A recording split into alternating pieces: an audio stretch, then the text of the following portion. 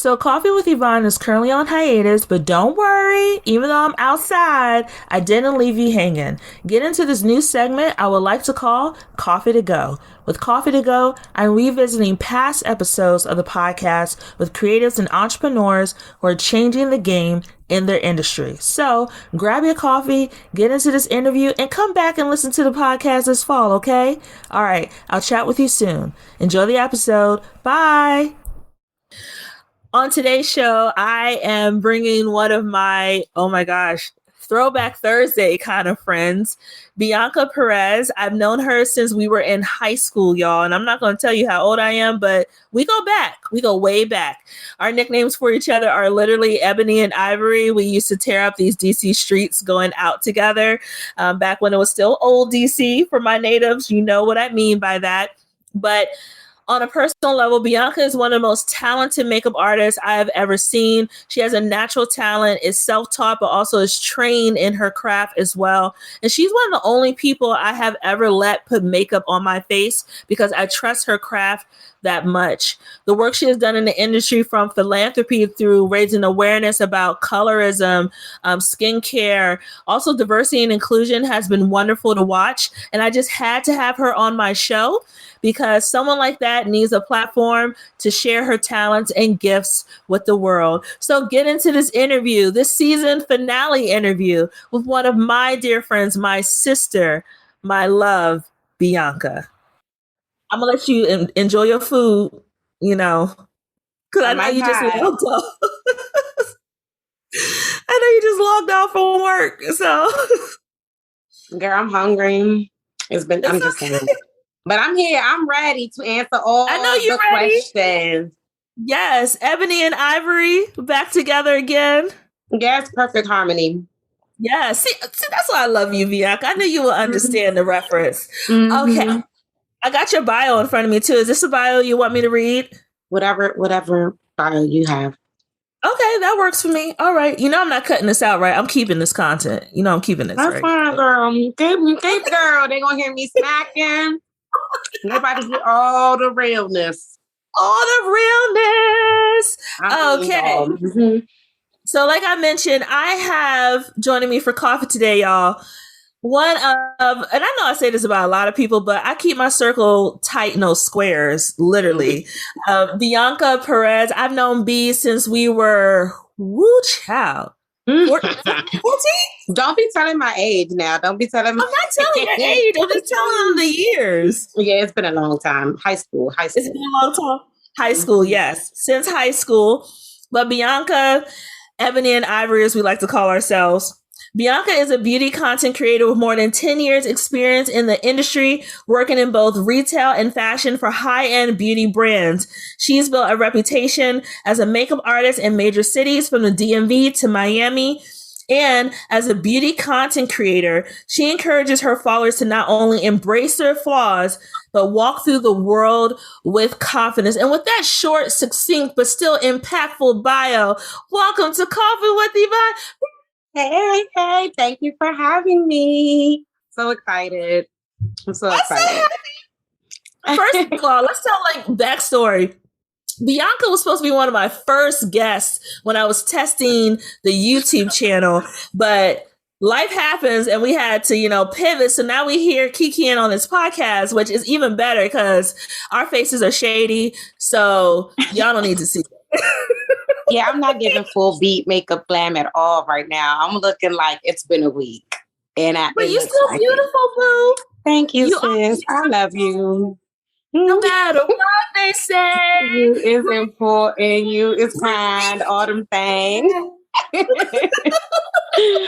No, but let me just say, Bonnie, I'm so proud of you. I'm really excited to be here. I'm always happy to support you. And I'm in awe of everything that you do. So I'm very, very excited and proud of you. Don't make me cry on my own podcast. I'm done. That was it. That was my own little I love Bonnie rant. I love you. The only person who has beat this face has been who? Who? We will never part. Okay, they can't see the patty cake clap on here. Okay. Well, Bianca, it seems like I have known you for, like we just said at the beginning, forever, and have seen your journey as a makeup artist grow over the years. I know the backstory, but can you share with our listeners what inspired you to pick up a brush and explore the world of beauty? You trying to make me go deep. You want the resume, cookie cutter, correct I want the real. or the real? You want This the is real? Coffee with Yvonne. We want the real. Okay. So, I'm fair skinned, but I still have melanin. So for all my light skinned brown and black women out there, you know that when you get acne scarring and hyperpigmentation, it turns black and you can really see it. It's really dark. So I think for me, it was like teenage years, starting with hyperpigmentation, scarring, acne scarring, trying to find ways to cover it up, and just having a lot of insecurities around that. And then on top of that, like the stress of living in an abusive household and like trying to smile, right? Like they say, this is what depression looks like. This is what anxiety looks like. Like you would be surprised 9 times out of 10, like the person that seems like they're super happy and bubbly and loud and has it together. Makeup is always on point. Like you kind of never really know what's hiding behind all of that. And so for me, that is how it all started, was just me, trying to feel pretty, trying to fit in, trying to cover up scars and just be a regular teenage girl, and then going to college and just, so it was my own journey of learning makeup on myself and then embracing and helping people around me because they saw like, hey, you're really good at this. Can you help me with my makeup? Can you do this? Can you do that? Yvonne being one of them. Can you do my makeup? Like we're going out. So, it just kind of took on a life of its own and just became, a passion for makeup artistry. And see, Bianca, I love how you gave the real explanation, not the resume one, because sometimes people just default to what's in their bio, but you gave the real story. Another thing that's not in our list of questions, but we grew up in the same neighborhood, right? We did not have Ulta or Sephora or any of those stores. We were at the beauty supply store. Yes. All of our things. At Riverdale Plaza. Hello.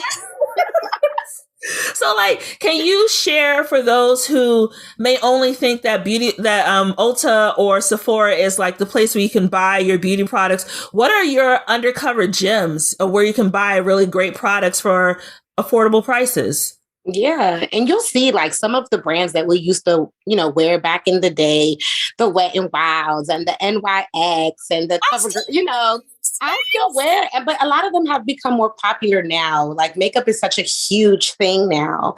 But for me, like I still gravitate towards a lot of drugstore brands. And having worked in the industry with brands like MAC, Chanel, Urban Decay, like you kind of learn the dupes and like what works. And a lot of these brands, if you really look at them, even the packaging is the same, right? Like a Tarte Shape Tape concealer that's like $30 compared to like a L'Oreal Infallible. The packaging is almost identical, but what it says on the bottle is different.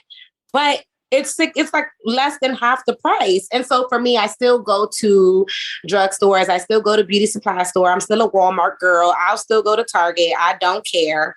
But I'm not going to knock Ulta. Ulta is one of my hands down favorites because they cater to both. They have luxury brands and they also have drugstore brands. And if you walk in the store, it's separated that way. So you can still find like hidden gems and then walk to the other side of the store and still buy Chanel product. So it's the best of both worlds in one place.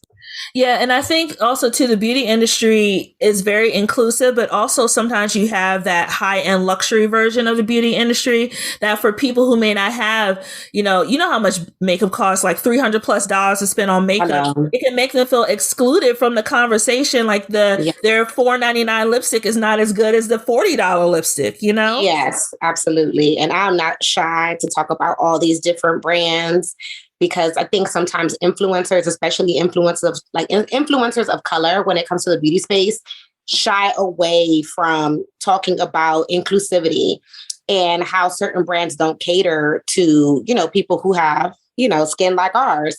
And it sucks because, we have the money to spend, we have the buy power and all those different things, but sometimes we want better quality things. And sometimes there are certain things that you will not find in a drugstore that you kind of do have to go the luxury route for. But then if you can't find it in your shade, you're kind of just stuck, right? Like, I'll use Chanel as an example. Chanel was breaking into Ulta stores. Never in my life did I ever think that Chanel makeup or skincare would be sold in Ulta. But they've made a few mistakes along the way, which has really forced their hand. And they're not in every Ulta. You're not going to see them in every Ulta. They're still in very select Ultas that are in very specific communities, right? But they made that leap so that they could say, we're now in Ultas. And so if I'm a Black or brown woman, there are still certain things in that Chanel family that I cannot find to cater to my skin type. So, we still have a really, really long way to go when it comes to the beauty industry and being inclusive. Yeah. And, you bring up a good point because Chanel is one of those iconic brands that has been around forever. If we were to rewind back, go further back in time, makeup or the beauty industry, as you know, has been around for centuries. Earliest to note would be the Egyptians who would create eyeliner using minerals and animal fat. Why do you think that makeup has been so impactful back in ancient history as it is now? So you gonna make me take out my notebook because when you love something, you really like study stuff. And it's not just Egypt is in Africa. There's a lot of tribal territories in Africa that you'll see still use specific types of tribal markings and makeup on their face. You can go to South America and find a lot of those things as well. All over the world, even Asian countries you'll see a lot of different trends throughout history. If you want to talk about Egyptians specifically, they believed that the better that you look, the closer you were to looking like a god. And so it was really, they wanted to reflect being very rich and being able to afford certain things and being very polished. And so having makeup was, you think about what is the girl that everyone always wears her for Halloween? Oh, Cleopatra? Cleopatra, Aphrodite. You think about people like that in history. They're so, you see it replicated to today, but their, ideologies and their reasoning for doing those things was it made them feel more beautiful. It made them feel more rich. It made them feel like they were as close to being a god as possible. And unfortunately, I think it's still a stigma today. Beauty is always going to be a big thing. It's always going to kind of dictate status, whether it's economic or just physical beauty, the way that we look at beauty and what makes a person beautiful. In my eyes, it's never oh, she's fair skinned, her makeup is done, she has clear, beautiful skin, she has full straight bodied hair. I'm curly. I embrace my curls. But even that, they wore wigs and they straightened their hair. So when you talk about beauty as a whole, they still kind of aim for those European standards of beauty. And it's crazy that from those days till today, it's still such an aggressive thing. And the same ideologies, you're rich, you can afford this kind of makeup and and it looks nice. And, you have a makeup artist come do it for you. It's still the same. You actually made a light bulb go off in my head because I never thought about it like that with the Egyptians wearing those straight wigs, which also African cultures were the OGs of that too. People don't want to give them credit, but they were. But you bring up another point about them not embracing even their own hair texture and wearing wigs instead for that epitome of beauty look. Well, the bob was given. Let's not hate on the bob because the bob was snatched. It was given. The bob did give. She understood the assignment all the time. Stiff wear. She was cute. But I mean, if you go to places or meet someone who is Egyptian or Moroccan or hails from any of those regions, their hair is not bone straight in a bob. That is not their natural hair, right? So beauty is way more than just makeup, right? It's your skin tone, because some people bleach their skin. It's your hair texture. It's the color of your eyes. It's so many different things. So yeah, girl.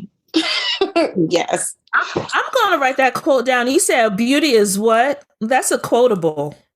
I missed Beauty it, is but you're going to have to rewind because I said a lot. no, no, it's okay. I got it. It's beauty is way more than makeup. That's your quotable. I like Oh, that. that's my Okay. quotable. Thank you, you guys. If you need to book me, just contact Yvonne. She's hello.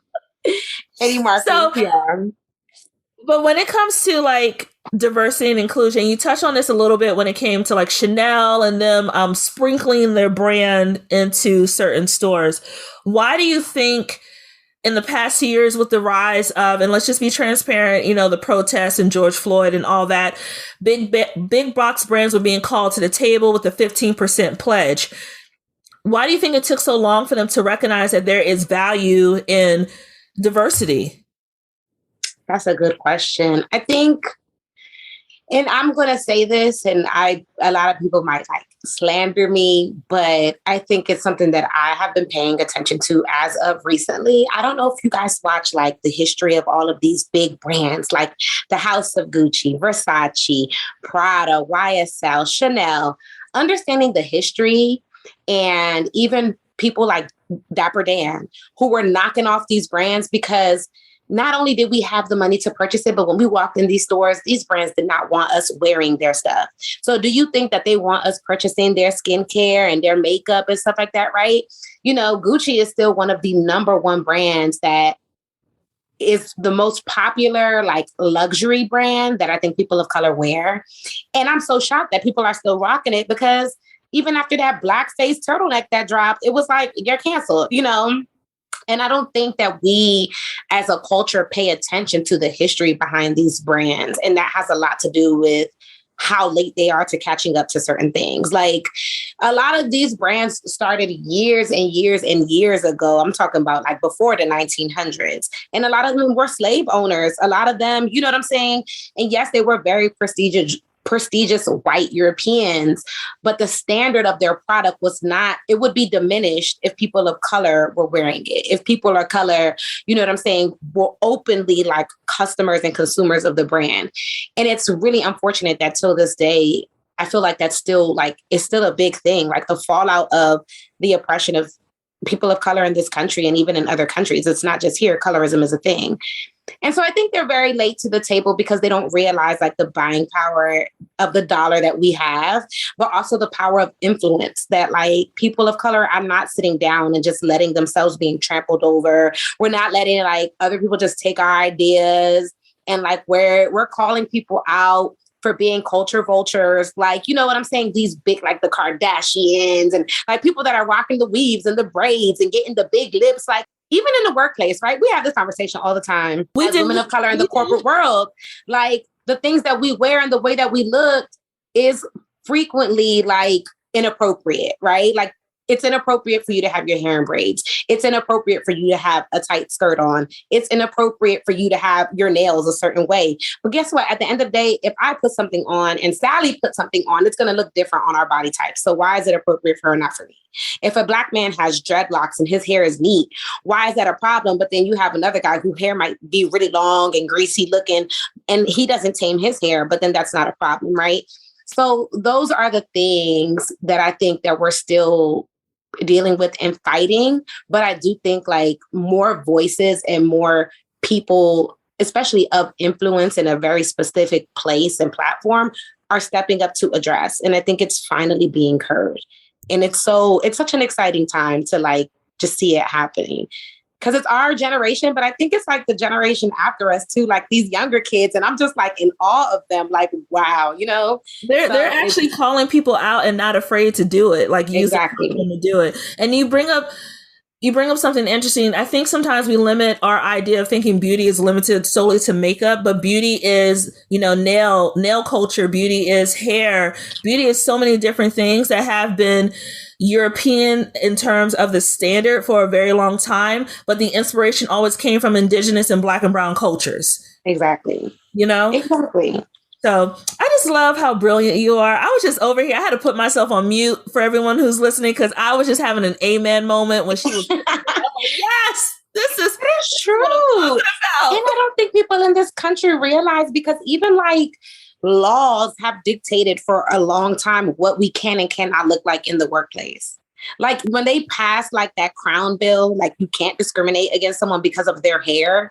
Like it's just really frustrating because it's just like, if I look a particular way or if I am of color, you automatically assume that I am of at-risk background. Like I came from an at-risk background. And I'm going to be real. I did come from like an at-risk background. I went to Bladensburg High School. Bladensburg, stand up. I came from an at-risk environment. The neighborhood wasn't the best. The school wasn't the best, whatever. But I have 3 degrees. I work, in a really great job. And there's no reason why just at glance of me that you should assume that I'm not educated or fit to meet the standard of what a job is calling me to do. So, I'm proud. I mean, that's just a baby step, but we still have leaps and bounds.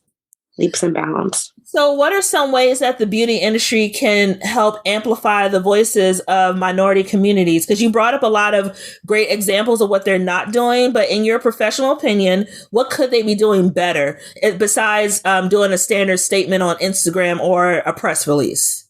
Yeah. I think like the culture of where we are today is forcing not just beauty brands, but like brands as a whole to be more inclusive in advertisements and like driving specific narratives of like, okay, we're going to put this billboard out there and it's going to have a white woman, a Black woman, and an Asian woman, right? But I'm slowly seeing brands, even if I'm watching TV, it's 100% Black.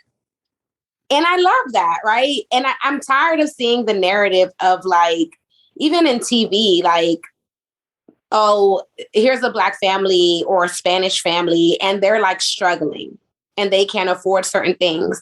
Now you see shows like Blackish and you have like my girl Tracy on there who is killing it. She is a fashion icon. Her makeup is on point. Her hair products are doing amazing. She's, the face of not only her brand, but she has been the face of a lot of other beauty brands, a lot of other fashion houses. I love her. I love Tracy. I love me some Tracy. That's my boo. I really want her to be on my show. I want her. That would be the ultimate dream guest to have her on. Tracy, can you please come and sit and can we invite Bianca back for that conversation? Oh my God. I think low-key Bianca, we would have to talk for at least 15 minutes before because I would just fangirl the entire 15 time. 15 minutes, girl, bye. That would not be enough. I love her. And I think her, you know what? Her voice is even more powerful, not because she is the daughter of a celebrity, but because she is a Black and white child. She comes from a mixed background, but she looks Black. And so, no matter if you're Black and white, you're always going to be labeled Black when someone looks at you, because that's what you look like. That's what you resemble. That's the first thing someone sees. And so it's just so important. But I do think these brands need to do better at like pushing the narratives of inclusivity, not just in like, magazines or TV, but also when you walk into a store. Like if I walk into a store, there needs to be a huge color range of products. And I understand from a business perspective that it may be more expensive to have these color ranges and that you have to do your due diligence to really understand like the analytics behind what shades sell, what shades are more popular. You want to stay in business. It's such a cutthroat industry, but you're kind of missing the mark when you don't include all these things. It's the same as like plus size. People are starting to get hip to plus size. You're missing the mark. You're not making clothes for plus size women. The average size is 12 and up. You're going to miss a lot of money. It's still business. And so, I'm excited to see more brands be inclusive. I'm also excited to see more Black brands like on the up and up, your Umas and your Black Opals and your Juviet Clays, Fashion Fair. Like, I love to see it. I love to see it. And you're absolutely right, because it's not just about, from a marketing standpoint, putting out an ad. It's about the experience from the time you look at that ad to the time you walk into the store to the time you purchase a product, right? It's a ripple effect. And if you don't have the right people at the table who are helping to make those decisions, and I'm not just saying, insert diversity and inclusion here, but you have someone who actually has a position of power to make those changes, to make things happen. That's what helps makes the difference. That's what helps to move the needle. And it's not just diversity and inclusion and looking at color, it's thinking about like how would someone who is disabled use these beauty products? How would someone who is an amputee or something like that, how could they experience our beauty products as well? So it's really expanding what we think about diversity, because I think sometimes we put ourselves into such a limited scope of what it is, where it's really a broad range of what's not being talked to. Yeah. I think even like the LGBT community has been included more. You see, the first ever cover boy, like, instead of cover girl, like he's a cover guy, there's a man, you have people like Mac Daddy and all these other things. Like, it's really nice to see that inclusivity. And I think like it's a safe space. Makeup has always been like a really fun, accepting, safe space. But I think it's just so cutthroat and judgmental at the same time, like working in that industry, right? And so it's really important to just pay attention to those small things. And I know, like I said, Chanel, they're not doing whatever, but I have to give Chanel credit. Most people don't know that Chanel actually has a foundation. They give money to nonprofits all over the world that are helping young girls in different capacities. And a lot of brands are now stepping up to that nonprofit, world and kind of contributing money, because at the end of the day, it's a billion, if not $1 trillion industry that even through the depression, it never suffers. Women like to look good even when we broke. So we're going to spend our last little dollars on some lip gloss and some brow, because it's just that's the history of this industry, just has never suffered. If anything, it's always increased. So, people don't understand the history of it and the power behind it, but it just continues to grow and mutate in so many different facets that it's like, oh my God, this is like, it's a powerful thing. It's very powerful. And it's definitely here to stay. And you mentioned something about like the beauty shades of foundation. As someone who had a hard time growing up, I think you helped me find my first really good foundation, which was Bobbi Brown. I think it was back in the day. I have since evolved, but Rihanna had the girls shook when she released her foundations in a variety of shades and launched this, for the first time, inclusive campaign featuring models of different shapes and sizes outside of Fenty. And you did touch on it slightly, but are there any other brands you notice that are getting it right when it comes to creating inclusive products that you want to highlight? There's so many brands nowadays. It's like so hard to keep track of them. But in my mind, I always think like I organize them by like price points, right? And I think since the beginning of time, like your Maybellines and your L'Oreals and your Revlons have done a really good job. Like they cater to so many different demographics and shade ranges. I like Rihanna. I think she's very new. I think there is going to be a lot of developments in the formulas of the foundation that she needs to work on. But I love YSL, if you're thinking of like a more expensive brand, right? Even the history of YSL as a fashion house, he loved his garments on women of color. So it was very natural that when they dropped a beauty line, that the house of YSL had very beautiful, rich color range and pigments for foundation for different skin tones. And then there's so many other brands that are just kind of trendy, like Tarte, Morphe, ColourPop, that they're just popping up out of nowhere, but they do such an amazing job. So many celebrities, J-Lo's makeup brand, like there's just so many things. I think people are starting to pay more attention to it and they realize how lucrative the industry is. And so, yeah, there's a lot of great brands out there. Like take your time shopping them because there's just so many. Yeah, and doing your research and finding out what works for you. Because I've gone through many foundations, many different like lipsticks till I found like the one color that just worked for me. So it just takes time. But when it comes to like makeup, it's more than just enhancing one's appearance, right? It can also tell a story, create art, or advocate for causes. How has the makeup industry impacted your work in drawing awareness for causes that you're passionate about?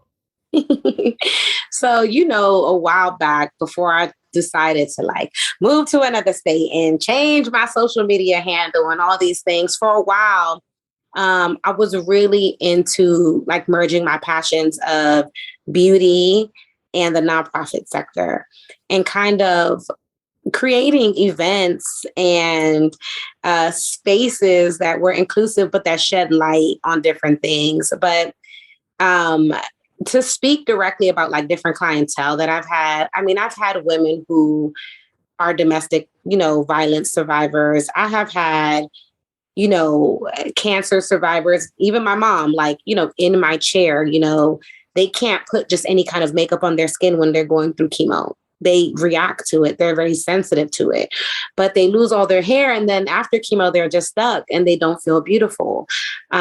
People that are military wives, people who are coming out of incarceration and just trying to find work.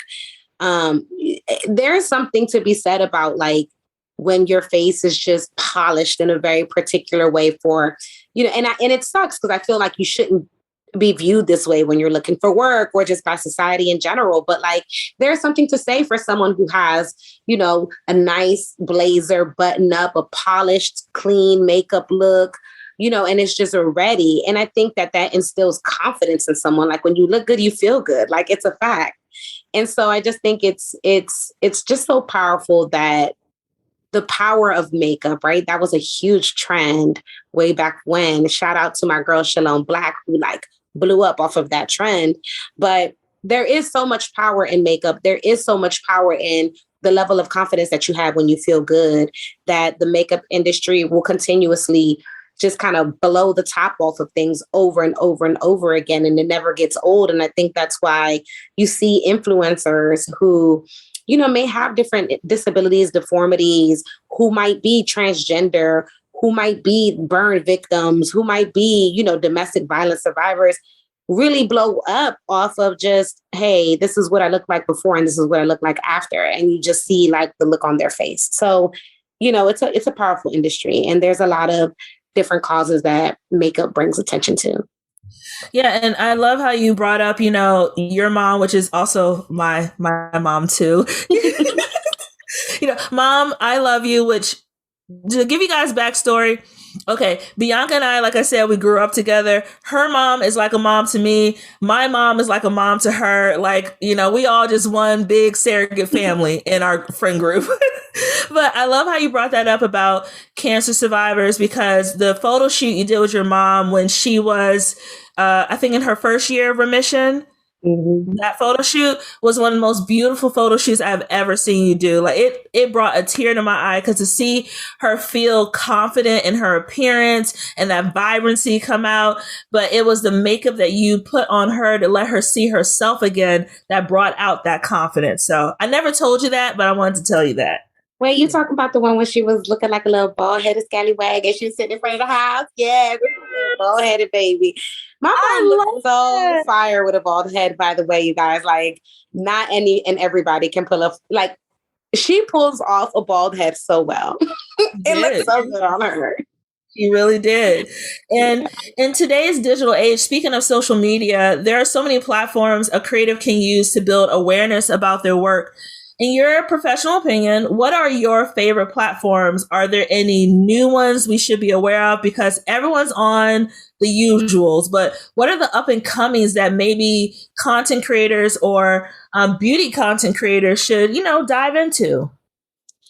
So, when COVID hit, I was freelancing as a makeup artist. I wasn't working for any particular brand, as I'm not now. I take my own clients, but having to be stuck in the house and being in a space of losing your mind like everyone else and being bored and not knowing what to do. I pivoted into like another space of semi-nano influencer, right? Because I don't have a crazy amount of followers, but I do really enjoy like doing makeup on camera, providing reviews. And so that kind of led me down like this rabbit hole of like finding all these new cool apps and communities where like specifically people that love makeup live on, right? So of course you have your Instagrams, you have your TikToks, everything is crazy. But then there's other apps. Like I came across this one app called Super Great.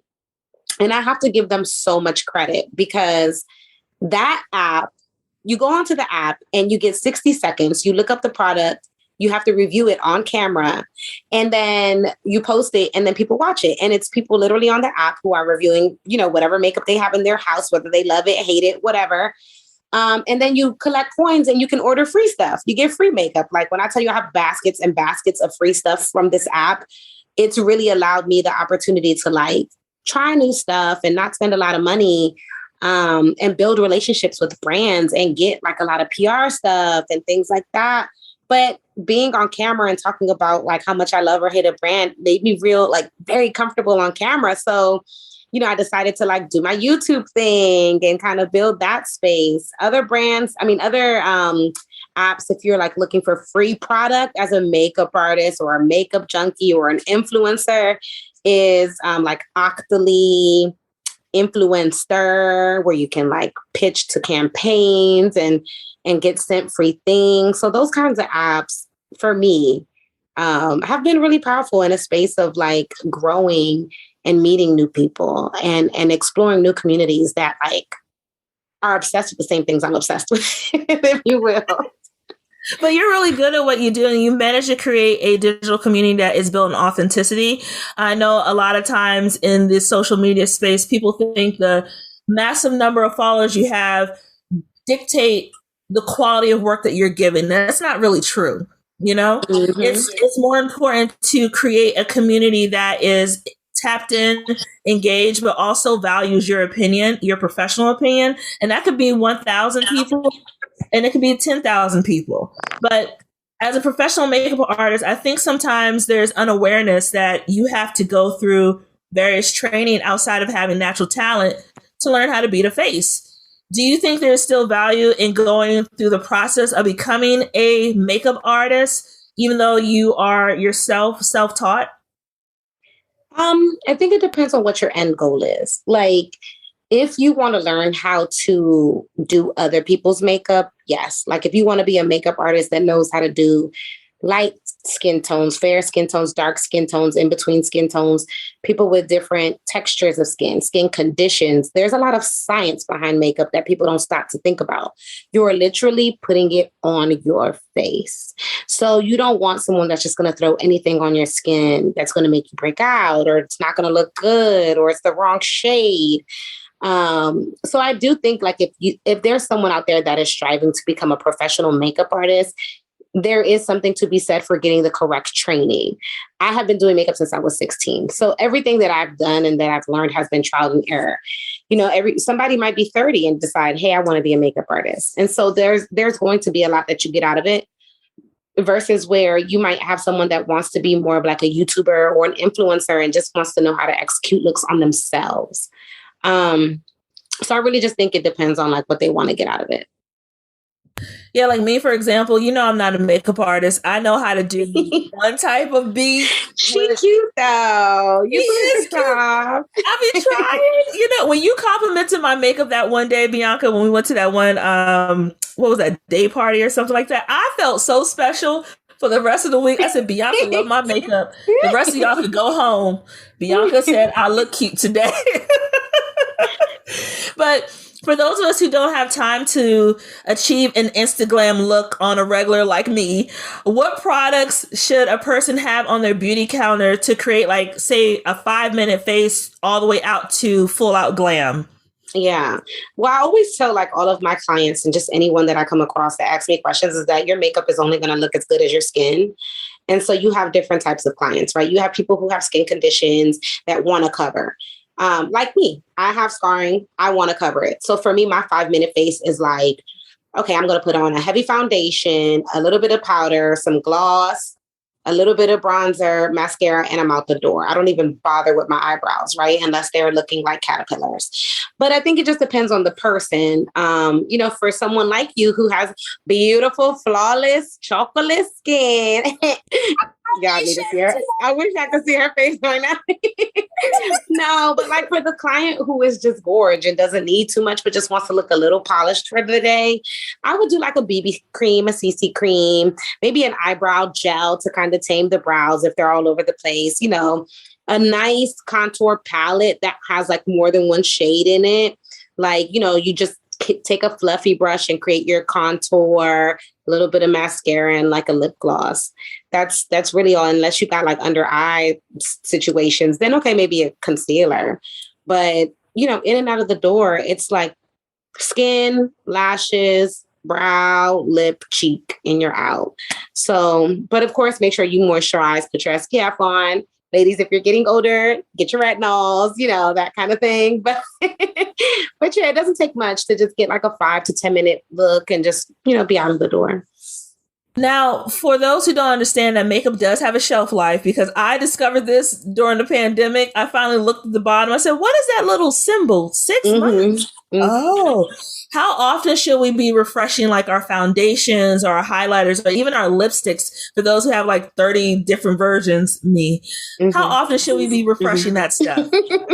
I mean, if you have very sensitive skin, I would say refresh according to the bottle. Of course, you can use it past, that shelf life, but depending on what type of product it is, it might not be as potent. You might see your foundation separating, like if you just let it sit. Even when you go into like an Ulta or Sephora and you see foundations that are sitting, you'll see them separating. Like if there's water or oil or anything, you'll see a separation. So you kind of want to stay away from that because it could cause, breakouts depending on what the ingredients are. Mascara.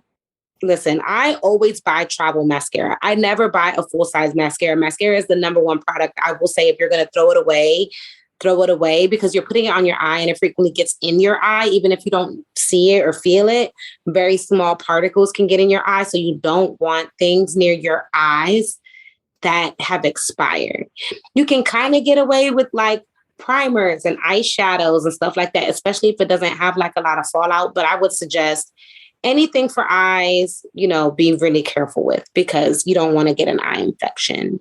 But I genuinely always tell people, please follow what the bottle says. If it says it expires in 6 months, if you're like me, it probably won't even last 6 months before you finish it. But if it does, I would say refresh for sure. Now, one thing I do be at the end of the year, and I might be telling my own beauty secrets, but I'll share it with the people. I go to Target where they have all those beauty gift sets, the ones that you can buy like the $20 ones and they mark them down to like $5. And I clear the shelf. Like I buy like the mascaras, all the stuff for like next to nothing. And I literally have a beauty box of just brand new products that I've bought a year or 6 months ago that haven't been open yet because it was a great deal. Is that a good or a bad thing to do? Just tell me about myself. It depends on the product because that expiration date is from the time that you open the product.